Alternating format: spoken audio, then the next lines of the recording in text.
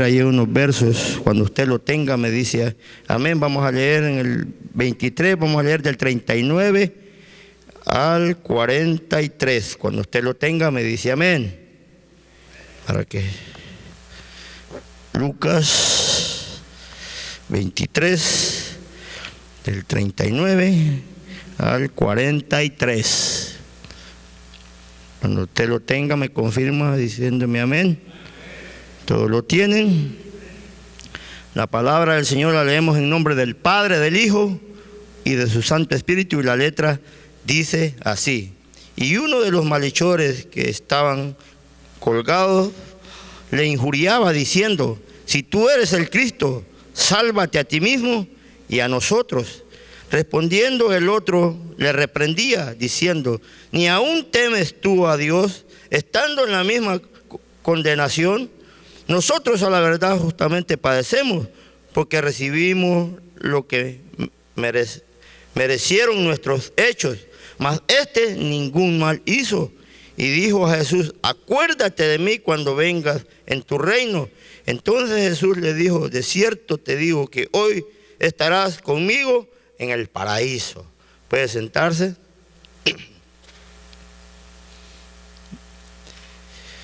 En esta noche yo le ponía como tema a este pequeño mensaje: sentimientos producidos por la cruz. Todos sabemos, hermanos, que cuando Dios envía a su Hijo Jesucristo a esta tierra es con un propósito, y es de salvar a toda la humanidad completa. Dice allá en San Juan 3:16 que de tal manera amó Dios al mundo que envió a su Hijo unigénito para que todo aquel que en él crea no se pierda, mas tenga vida eterna. Pero, podemos ver que ese era el propósito de él: venir, salvar a toda la humanidad completa. Y cuando yo leía, digo, bueno, sí, él vino, pero a la verdad que él también a cada uno de nosotros nos dio un libre albedrío, libre decisión. Cada quien de nosotros decide qué vamos a hacer. Porque a la verdad él quiere que nosotros seamos salvos, pero la decisión es suya y es mía. Él no viene y nos tuerce el brazo para que nosotros le recibamos. A la verdad que él vino, Jesús vino y pagó el precio de la cruz del Calvario, abrió la puerta para que todos nosotros tengamos la oportunidad de entrar por ella. Pero allá desde usted la decisión si quiere entrar o no. Si usted quiere ser salvo, usted tiene que venir y entrar por ella. Ese era el propósito cuando él viene a esta tierra, para pagar ese precio por usted y por mí. Si nosotros vemos, dice el 17 que no envió a su Hijo al mundo para condenar al mundo, sino para que el mundo sea salvo. Pero como le digo, cada quien tiene esa libre decisión, y está en usted y en mí si queremos, porque él no obliga a nadie. Él dice allá en Filipenses que él produce el querer como el hacer en nosotros, y es cuestión de cada uno. Si quiere ser salvo o no, dependiendo de usted, de su situación. Él, como le digo, él no forza a nadie, aunque lo pudiera hacer, pero él quiere que nosotros tomemos esa decisión para que nosotros pues podamos tener esa salvación tan grande, porque él vino y pagó ese precio. Como decía el hermano, no fue cualquier cosa, fue la sangre que él derramó allá en la cruz del Calvario, hermano, para que usted y yo fuésemos salvos. Fue un sacrificio muy grande el que él pagó, pero allá en nosotros sí reconocemos ese sacrificio, porque muchos no lo quieren reconocer. Ese es el problema. Él vino y la derramó, y es para cobertura de todos, y esa tiene poder hasta el día de hoy para seguir sanando el pecado. Esa sangre no ha perdido el poder hasta el día de hoy, hermano. Tiene, así como lo hizo hace 2000 años, hasta el día de hoy tiene poder. Esa sangre, aún, Señor, como le digo yo, no ha perdido su poder, pero está en nosotros, hermano. Muchas veces minimizamos el poder de Dios, pensamos que lo dejamos ahí a un lado, será que sí, será que no, como que lo menospreciamos. Pero en esta noche, hermano, yo quiero vamos a hablar unos pasos, dice, que vemos algunos pasos, dice, implicados en la salvación del hombre. Y el primero es, dice, ninguna prueba o aflicción cambia un corazón endurecido. Y vamos a ver, allá en Lucas 23:39 dice este verso, y uno de los malhechores, dice, que estaban colgados, le injuriaba diciendo, si tú eres el Cristo, sálvate a ti mismo y a nosotros. Si nosotros vemos, si usted puede analizar, si usted puede ver este cuadro, si usted ve cuando Jesús estaba siendo crucificado, habían dos personajes, uno a cada lado, hermano. Dos personas pasando por la misma situación. Usted va a ver a Cristo aquí en medio, uno a cada lado, y los dos están viviendo lo mismo. Acá si usted dice que aquí en ciertas Biblias dice que eran dos malhechores, en algunas dice que eran ladrones, lo que sí que pues estaban pagando por el mal que habían hecho, hermano. Eran dos personas que habían llegado a morir también en esa cruz, pero si usted se ve, eran dos personas con la misma condición, pero con pensamientos diferentes, reacciones diferentes. Si usted se da cuenta, uno de ellos, el primero del que está hablando la Biblia, dice acá, y o sea, prácticamente en burla, él se está burlando de Jesús. Aunque había oído ahí en esos momentos, él estaba oyendo la oración que Jesús hacía y le estaba diciendo, Padre, perdónales a aquellos por lo que han hecho, por aquellos que le habían quitado la vida, perdónales el pecado porque no saben lo que hacen. Este malhechor estaba oyendo la oración y dice la Biblia, si usted se da cuenta, que él lo injuriaba, diciéndole, si tú eres Dios, sálvate tú y sálvanos a nosotros también. O sea, este hombre estaba viendo esa misma condición, pero si se da cuenta, no había sentimientos en él. Si usted se da cuenta, él como si nada ahí. No había nada, o sea, aquel cuadro no le producía nada a él, hermano. O sea, nada de arrepentimiento, porque aquí dice que era malhechor. Estaba ahí enfrente de Jesús y él eso no le hacía nada, o sea, no le interesaba nada. Él acá, como dice, él lo estaba injuriando, se estaba burlando, aunque estaba viviendo, como le digo, una misma condición. Este hombre estaba siendo crucificado, pero ni aún en ese último momento él no daba por arrepentirse de lo que había hecho, hermano. Es posible que este hombre ahí le faltarían pocos minutos para que muriese, pero este hombre no quería tomar aquella oportunidad que tenía ahí, hermano, de arrepentirse. Este hombre, yo lo veo ahí, tenía una de las oportunidades más grandes de su vida, hermano. Estaban al final casi de sus días en esta tierra, pero él no daba por arrepentirse, no daba aquello que viniera al corazón de él y se compungiera, que se dijera, no, pues yo pequé y merezco lo que estoy pagando. Pero no, mi hermano, él no, él dice, él sabe qué es lo que dice aquí, él pedía. Le dice, si tú eres el Cristo, así como salvaste a uno, sálvate a ti y sálvate a nosotros. ¿Sabe qué es lo que él quería, hermano? Que Dios hiciera un milagro y lo bajara de la cruz. Y yo le aseguro que Jesús en aquel momento lo hubiese podido hacer, lo hubiera salvado, hubiera podido bajarlo de la cruz, pero este hombre se hubiera ido de aquel lugar siendo el mismo malhechor, no hubiese cambiado en nada. Yo le aseguro que este hombre sale de aquel lugar como si nada. Porque es lo que él está pidiendo aquí. Le dice Jesús, sálvate tú y sálvame a mí, bájame de la cruz. Pero no está pidiendo, mírame, yo me arrepiento de aquello. No, si Jesús le hace el milagro y lo baja de ahí, este sale y sigue siendo el mismo malhechor. ¿Por qué? Porque no había un sentimiento de culpabilidad, no había algo que lo hiciera a él moverse a un arrepentimiento. Si usted se da cuenta, usted analiza estos versos, este hombre tenía una gran oportunidad enfrente, hermano, pero la estaba desechando. Y muchas veces nosotros nos vamos a encontrar con este tipo de personas. Y vamos a ver aquí, estos son dos tipos de personas con los que usted se va a encontrar cuando usted predica el evangelio, hermano. Usted va a ver, hay personas que usted llega, le predica el evangelio, pero no se lo reciben. Lo rechazan, como decía el hermano Danilo al principio acá. Hay personas que están tal vez al borde de la muerte, usted les lleva la palabra de arrepentimiento, hermano, tienen la última oportunidad ahí, pero no la aprovechan. La desprecian, hermano. Así está pasando con este hombre en este momento. Está en sus últimos minutos, está en una agonía de muerte, pero sigue altivo, hermano. No se humilla, no reconoce su pecado. Y así hay muchos, hermanos. ¿Cuántas veces, no sé si usted le haya tocado ir a un hospital? Hay personas que ya están, el doctor les dijo que ya no tienen más tiempo, que les quedan pocos días o horas de vida. Usted le lleva y dice, no, pues le llevo el plan de salvación a esta persona para que se arrepienta y salve su alma. Y no se la reciben, hermano. Lo rechazan. Y estas personas se mueren y se van sin Cristo. ¿Por qué? Porque su corazón está endurecido, hermano.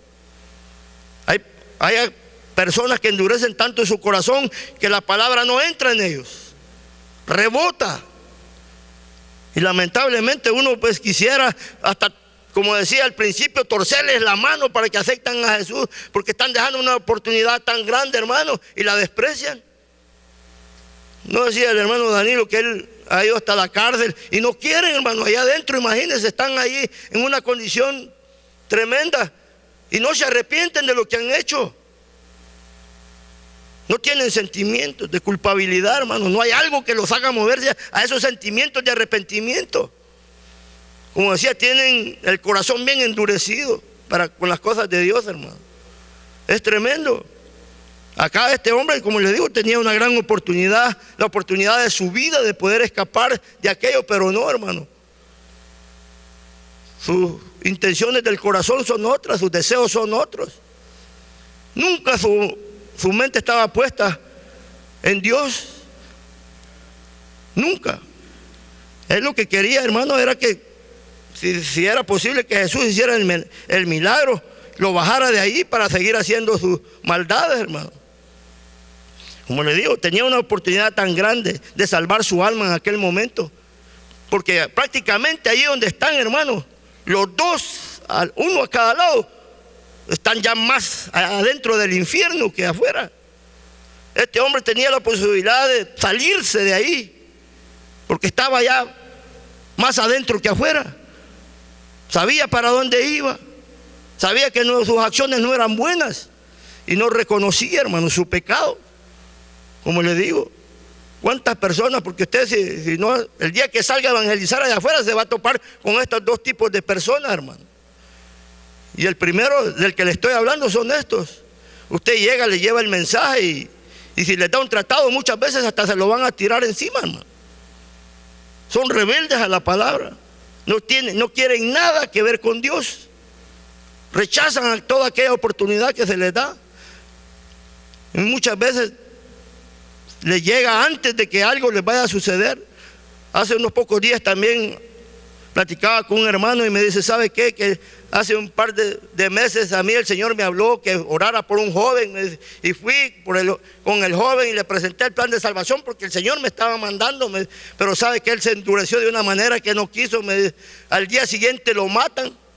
Me dice, y mire, ¿a dónde se fue? Perdió su oportunidad, hermano.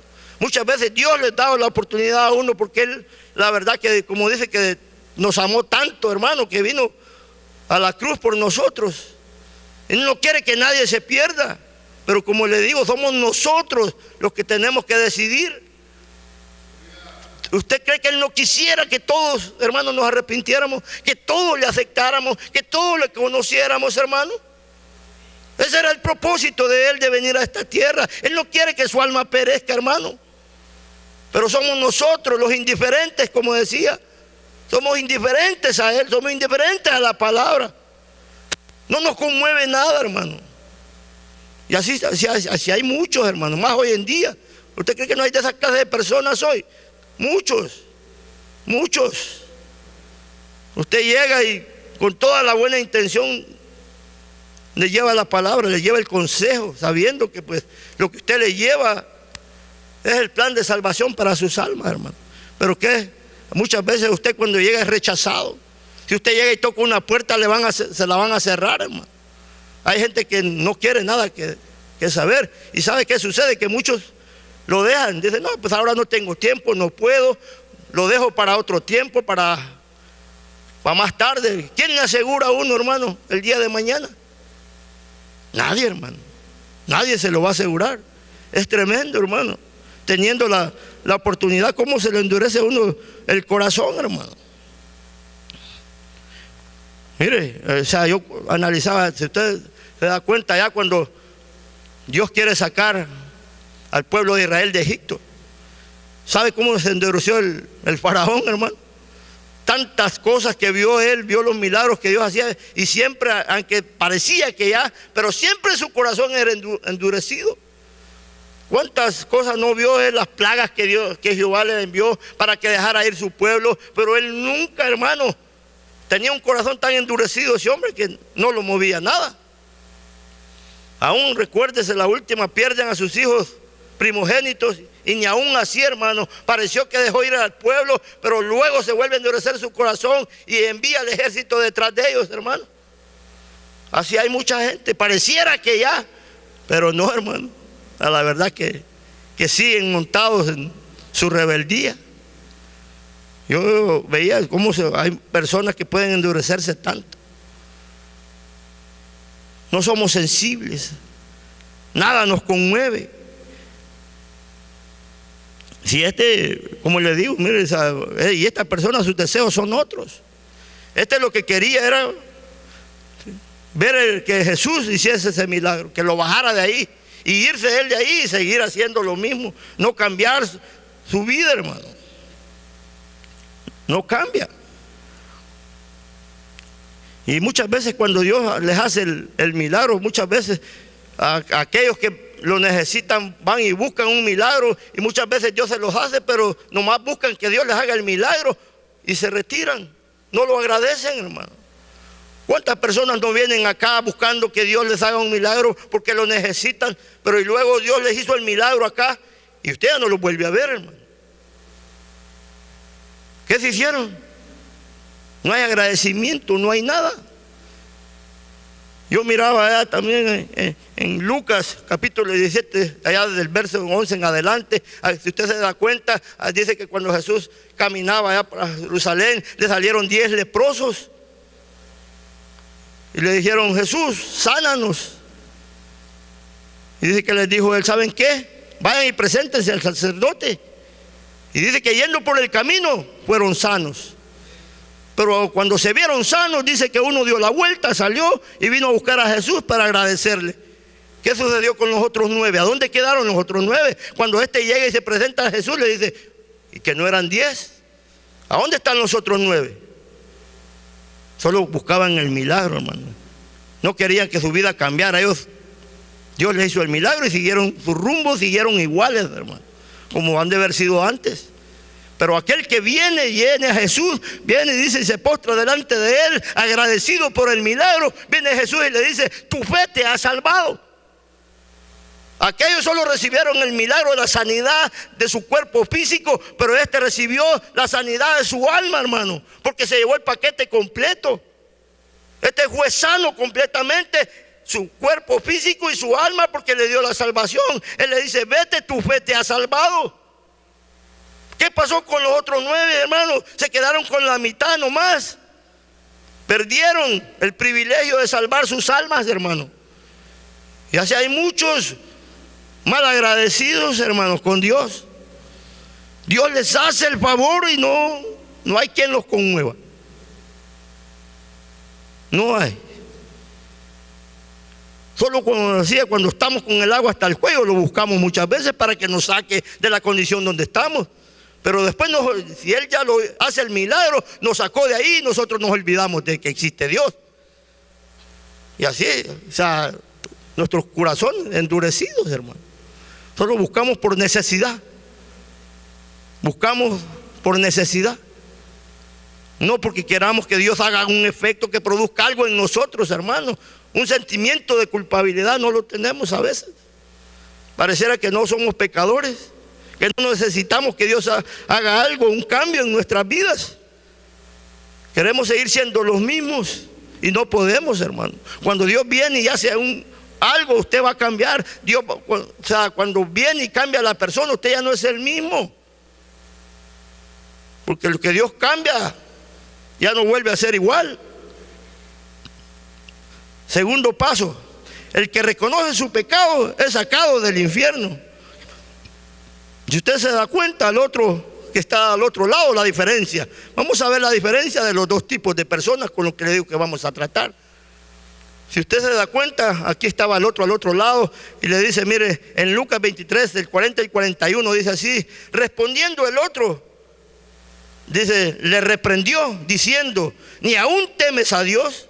Estando en la misma dice, condenación.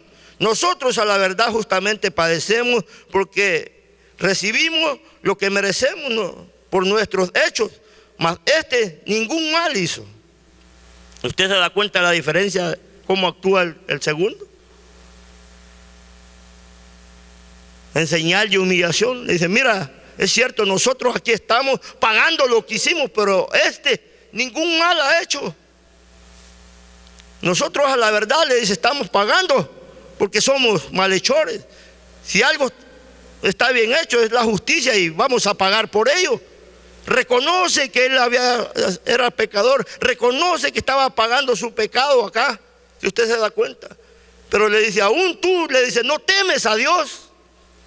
Mira la condición que estás, te estás muriendo, ni aún así piensas en Dios. Porque así se estaba burlando de él el otro, hermano. Si usted se da cuenta, hay una gran diferencia entre los dos. Y los dos, como le decía al principio, están en la misma condición. Los dos están muriendo, hermano. Los dos están colgados en la cruz. Lo mismo que uno padece, está padeciendo el otro. Pero los sentimientos son diferentes. ¿Por qué? Porque lo que produce el Señor, como decía, Él produce el querer como el hacer. En mire, Él se humilla, Él reconoce que Él sí merecía estar ahí, que Él era pecador, pero que Jesús no, hermano. Así nosotros, hermanos, debemos de reconocer que nosotros necesitamos,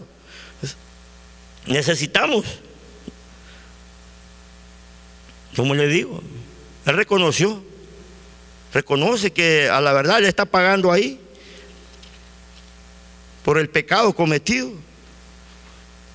O sea que, como le digo, el deseo de su corazón había una gran diferencia. Si usted se da cuenta, lo que pide, no pide como el otro, hermano. Si usted se da cuenta más adelante, a la verdad, a hermano, se le otorgó un privilegio tan grande. Porque a la humillación, porque Jesús está ahí, hermano, prestando oído. Si usted se da cuenta, ¿sabe qué le dice Al final le dice, acuérdate de mí cuando estés en el paraíso.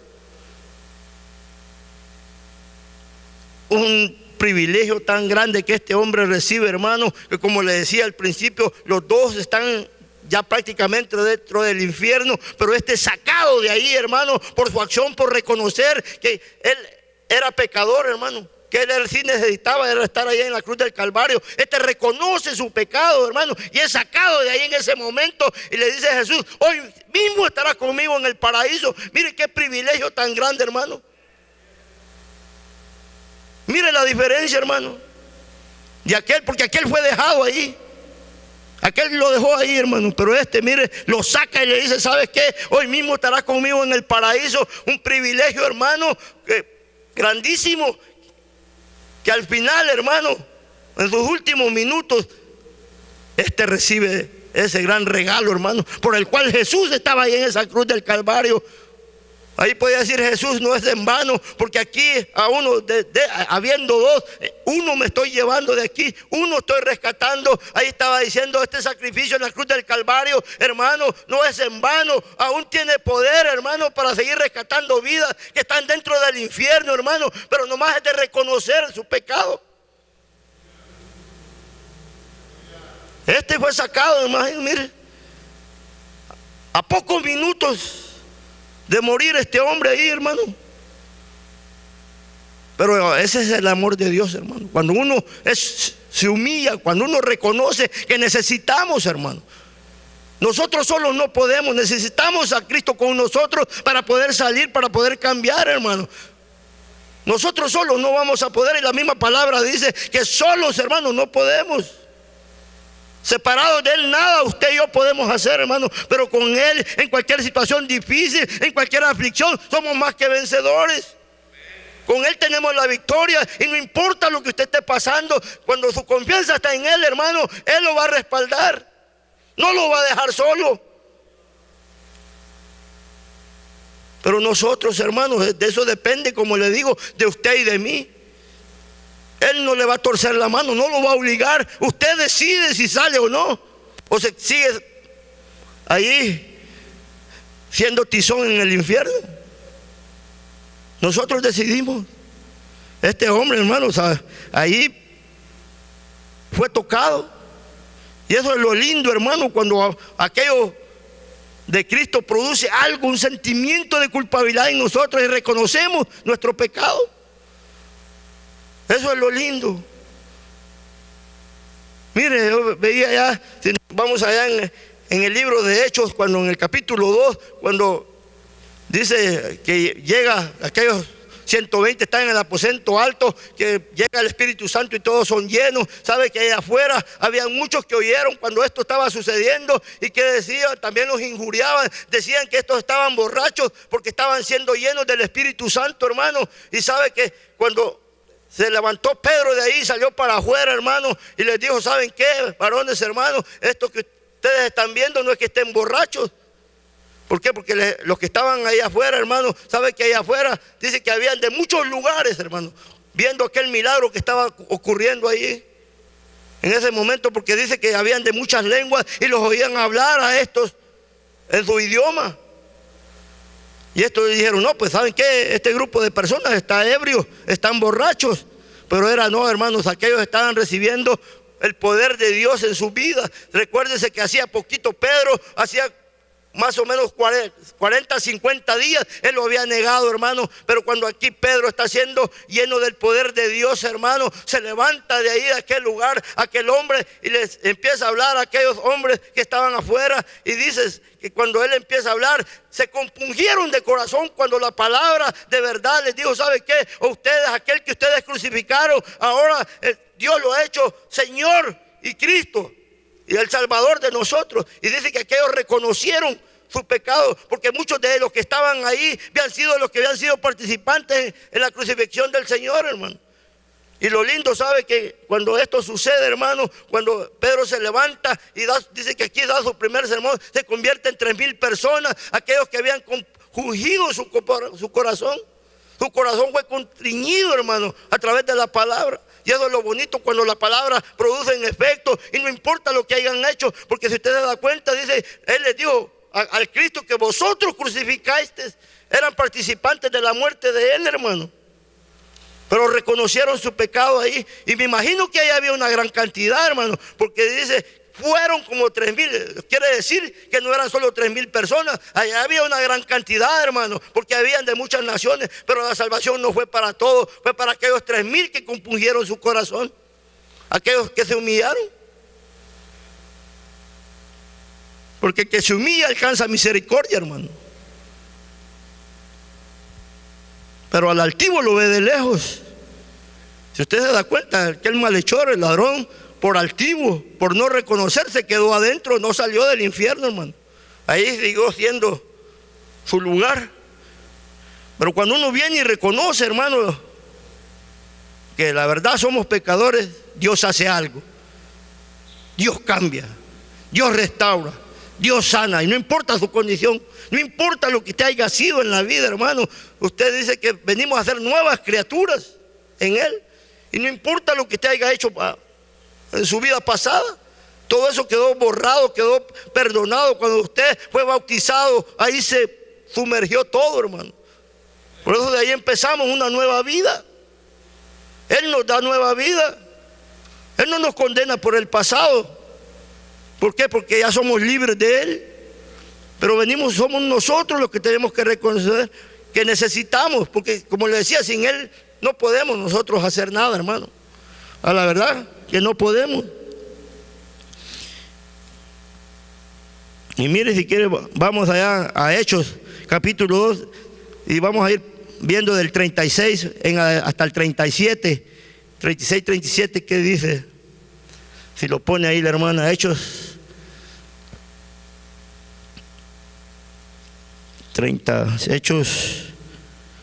2, 36 y 37. Vamos a buscarlo, hermano.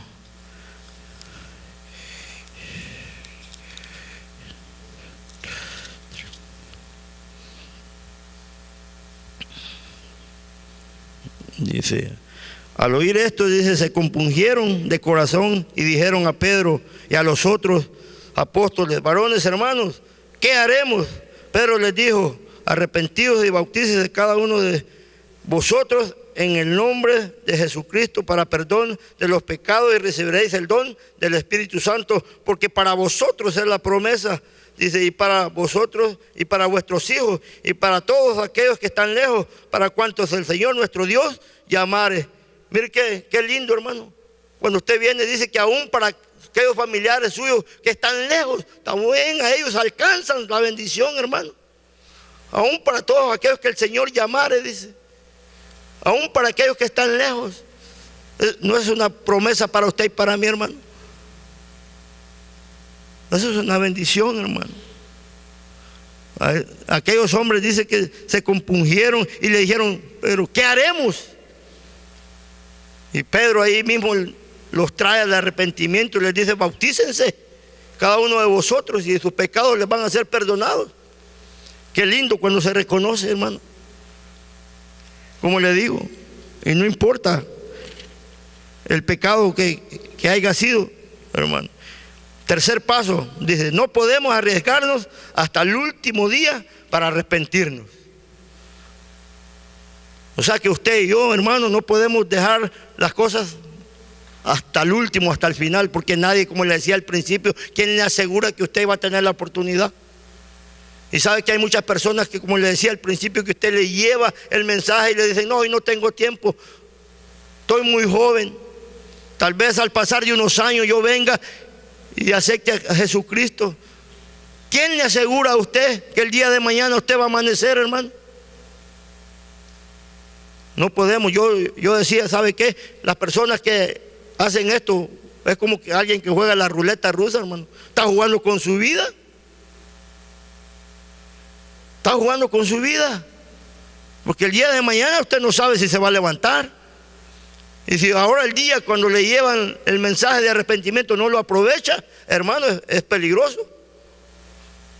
Porque Dios muchas veces nos lo trae antes de que algo suceda, pero muchas veces nosotros no entendemos, hermano.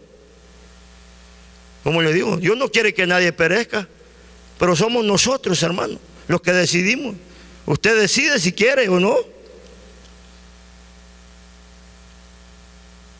Dios quiere que seamos salvos. Y dice que todos, si usted se da cuenta, no quiere que ninguno perezca. Pero como le digo, mire, siempre hay este tipo de personas. Aquellos que endurecen su corazón en el día de que Cristo llega y les toca. Dice: he aquí, como dice Apocalipsis 3:20, aquí yo estoy a la puerta y llamo. Y si uno abriera, yo entraré y cenaré con él. Pero no, hermano, le cierran la puerta. Y Señor ahí tocando y no le abrimos. Así hay personas, hermano. Cierran la puerta y no hay quien los haga que la abran. Es tremendo, hermano. Por eso no, con la salvación no se juega. Es algo de ponerle cuidado. Dice allá el libro de Hebreos que no descuidemos nuestra salvación, que la guardemos con temor y temblor, hermano, porque no es un juego. Amén. Ese es mi corto mensaje. Póngase de pie en esta noche. Vamos a orar, hermano, porque Dios nos ayuda a nosotros a